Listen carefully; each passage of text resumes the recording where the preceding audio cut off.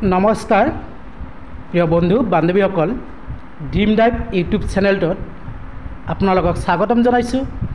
আজি আমি আলোচনা কৰিম history of Assam MCQ type প্ৰশ্ন অসমৰ ইতিহাস অসম বুৰঞ্জী পাৰ্ট 1 ভিডিঅ'টো লৈ আহিছোঁ।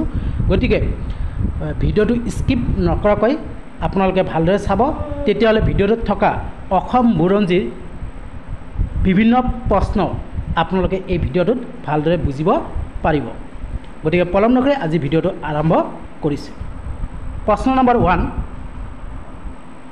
অসমৰ পুৰণি নাম কি? ইয়াত 4টা অপশ্যন দিয়া আছে। অসমৰ পুৰণি নাম হৈছে প্ৰাগজ্যোতিষ। অপশ্যন খ কাৰেক্ট এনচাৰ।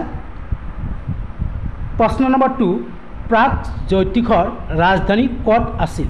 ইয়াত 4টা অপশ্যন দিয়া আছে। ইয়াৰ শুদ্ধ উত্তৰটো হ'ব অপশ্যন ঘ প্ৰাগজ্যোতিষপুৰ। প্ৰশ্ন নম্বৰ 3, টাই আৰু আহোম ভাষাৰ শব্দ আছামৰ অৰ্থ কি? শুদ্ধ উত্তৰটো হ'ব অপশ্যন ঘ অপৰাজিত। প্ৰশ্ন নম্বৰ 4, কামৰূপৰ প্ৰথম ৰজাজনৰ নাম কি? শুদ্ধ উত্তৰটো হ'ব অপশ্যন খ মহিৰংগ দানৱ। প্ৰশ্ন নম্বৰ 5, কোনে কামৰূপ ৰাজ্যৰ ৰাজধানী কমতাপুৰলৈ স্থানান্তৰিত কৰিছিল? শুদ্ধ উত্তৰটো হ'ব অপশ্যন ক ৰজা সন্ধ্যা। প্ৰশ্ন নম্বৰ 6, সৰ্বপ্ৰথমে কামৰূপ আক্ৰমণ কৰা মুছলমান শাসকগৰাকীৰ নাম কি? শুদ্ধ উত্তৰটো হ'ব অপশ্যন খ মহম্মদ বিন বখতিয়াৰ খিলিজী। প্ৰশ্ন নম্বৰ 7, মহম্মদ বিন বখতিয়াৰ খিলিজীয়ে কেতিয়া কামৰূপ আক্ৰমণ কৰিছিল? শুদ্ধ উত্তৰটো হ'ব অপশ্যন ঘ 1206। প্ৰশ্ন নম্বৰ 8, কোনে কামৰূপক কামালুপু বুলি কৈছিল? শুদ্ধ উত্তৰটো হ'ব অপশ্যন ঘ হিউৱেন চাং। প্ৰশ্ন নম্বৰ 9, ৰজা নৰকাসুৰে কাক বিয়া কৰাইছিল? শুদ্ধ উত্তৰটো হ'ব অপশ্যন ক বিদৰ্ভ ৰাজকুমাৰী মায়া। প্ৰশ্ন নম্বৰ 10, নৰকাসুৰে প্ৰতিষ্ঠা কৰা বংশটোৰ নাম কি? শুদ্ধ উত্তৰটো হ'ব অপশ্যন ঘ ভৈম। প্ৰশ্ন নম্বৰ 11, ভাস্কৰ বৰ্মনৰ ৰাজত্বকালত প্ৰাগজ্যোতিষলৈ কোন চীনা পৰিব্ৰাজক আহিছিল? শুদ্ধ উত্তৰটো হ'ব অপশ্যন ঘ হিউৱেন চাং। প্ৰশ্ন নম্বৰ 12, হিউৱেন চাং কোন দেশৰ পৰিব্ৰাজক? শুদ্ধ উত্তৰটো হ'ব অপশ্যন ঘ চীন। প্ৰশ্ন নম্বৰ 13, ভাস্কৰ বৰ্মনৰ ৰাজত্বকালত নালন্দা বিশ্ববিদ্যালয়ৰ অধ্যক্ষ কোন আছিল? শুদ্ধ উত্তৰটো হ'ব অপশ্যন ঘ শিলভদ্ৰ। প্ৰশ্ন নম্বৰ 14, হৰ্ষবৰ্ধন আৰু ভাস্কৰ বৰ্মনৰ মাজত বন্ধুত্ব স্থাপন কৰা কটকীজনৰ নাম কি? শুদ্ধ উত্তৰটো হ'ব অপশ্যন খ হংসবেগ। প্ৰশ্ন নম্বৰ 15, বৰ্মন বংশৰ শেষৰ ৰজাজন কোন? শুদ্ধ উত্তৰটো অপশ্যন গ ভাস্কৰ বৰ্মন। প্ৰশ্ন নম্বৰ 16, হিউৱেন চাঙক কামৰূপৰ বিষয়ে লিখা টোকাখনৰ নাম কি? শুদ্ধ উত্তৰ অপশ্যন ক CUK। প্ৰশ্ন নম্বৰ 17, শালস্তম্ভ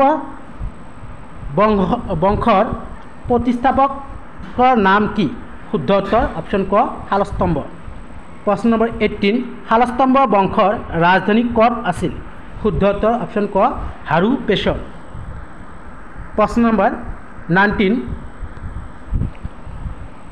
শালস্তম্ভ বংশৰ শেষৰ ৰজাজন কোন? শুদ্ধ উত্তৰ অপশ্যন খ টেক সিংহ। প্ৰশ্ন নম্বৰ 20, পাল বংশৰ প্ৰতিষ্ঠাতা কোন? পাল বংশৰ প্ৰতিষ্ঠাতা বৰ্ষপাল। অপশ্যন ক is correct answer. Question number 21, পাল বংশৰ প্ৰথম ৰজা কোন?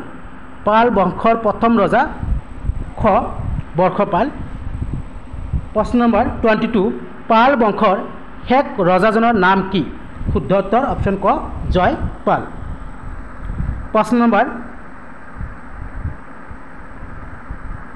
23, তাবাকাত ই নিচৰি গ্ৰন্থ ৰচক কোন শুদ্ধ উত্তৰ অপশ্যন ক মিনহাজ উদ্দিন সিৰাজ প্ৰশ্ন নম্বৰ 24 তাৰিখ ই আছাম বা ফাতিয়া ই ইব্ৰিয়া গ্ৰন্থ ৰচক কোন শুদ্ধ উত্তৰ অপশ্যন গ শ্বাহাবুদ্দিন তালিছ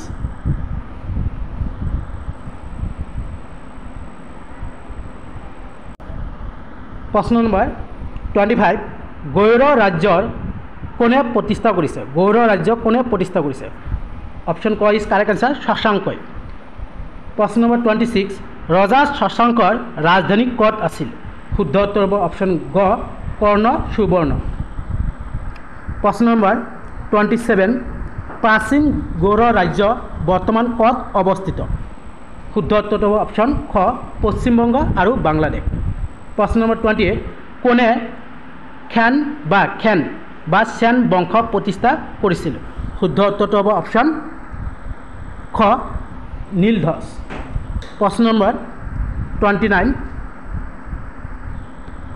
চুতীয়া ৰাজ্য কোনে প্ৰতিষ্ঠা কৰে শুদ্ধ উত্তৰ অপশ্যন ক বীৰপাল প্ৰশ্ন নম্বৰ 30 কেতিয়া চুতীয়া ৰাজ্য প্ৰতিষ্ঠা হৈছিল শুদ্ধ উত্তৰ অপশ্যন ক 1887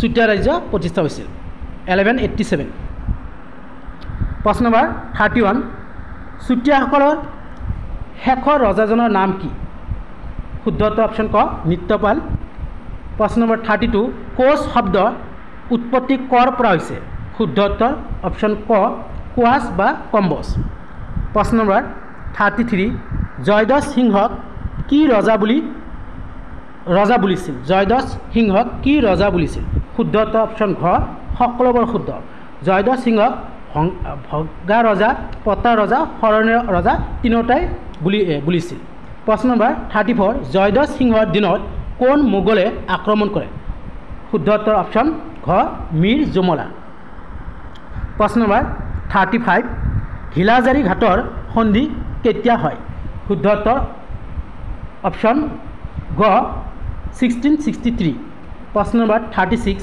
চেউনি আলি কোন আহোম ৰজাৰ দিনত নিৰ্মাণ কৰা হয় শুদ্ধ উত্তৰ অপশ্যন খ জয়ধ্বজ সিংহ প্ৰিয় বন্ধু বান্ধৱীসকল ভিডিঅ'টো ভাল লাগিলে লাইক কৰিব শ্বেয়াৰ কৰিব যিমানে পাৰে ফ্ৰেণ্ডক শ্বেয়াৰ কৰিব লগতে ছাবস্ক্ৰাইব কৰিব আৰু ছাবস্ক্ৰাইবৰ লগত এটা ক্লিক আছে ক্লিকটো আপোনালোকে দি থ'ব যাতে মই ভিডিঅ'বোৰ দিলে আপোনালোকৰ ওচৰত ভিডিঅ'বোৰ গুচি যায় আৰু ভিডিঅ'টোত কিবা ভুল ভ্ৰান্তি হ'লে নিজৰ বুলি ক্ষমা কৰি দিব প্ৰশ্ন নম্বৰ 37 চক্ৰধ্বজ সিংহৰ আচল নাম কি আছিল চক্ৰধ্বজ সিংহৰ আচল নাম কি আছিল শুদ্ধ উত্তৰ অপশ্যন ক চুপুংমুং প্ৰশ্ন নম্বৰ 38 কোচ ৰাজ্য কোনে প্ৰতিষ্ঠা কৰিছিল শুদ্ধ উত্তৰ অপশ্যন গ বিশ্বসিংহ প্ৰশ্ন নম্বৰ